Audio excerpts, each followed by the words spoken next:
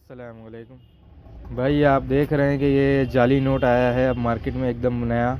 इसमें आप देखें बेहतरीन कॉपी की है, इसमें खुरदुरापन भी साइड पे होगा, यहाँ से पकड़ में ये नहीं आएगा। इस तरफ से आप देखिएगा बैक साइड तो ये देखें यहाँ पे ये ख़राब ही है इसमें, और दूसरा ये बैक साइड से ये पकड़ में आएगा, इसके कलर चेंज नहीं हो रहे। दूसरा बाकी कॉपी इन्होंने बिल्कुल एकदम ओरिजिनल के तकरीबन बराबर बनाई है।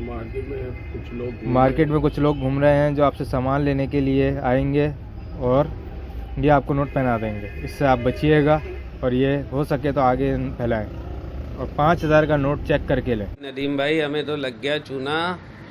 अब बता रहे हो चूना लगने के बाद ये देखो नोट देखो कैसे आए, बहन की टांग। 50,000 रुपये हम माल लेके गया दुकान से, पता नहीं कौन है क्या है।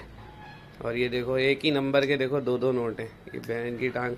ये देखो पता ही नहीं चल रहा यार, ऐसे बनाए ये तक अंदर वाला कायदे आज़म, ये भी है, ये जो चमक होती है देखो, ये भी ये झंडे में सब खुरदुरा है। ऐसा बेहतरीन बनाया है कोई बता नहीं सकता।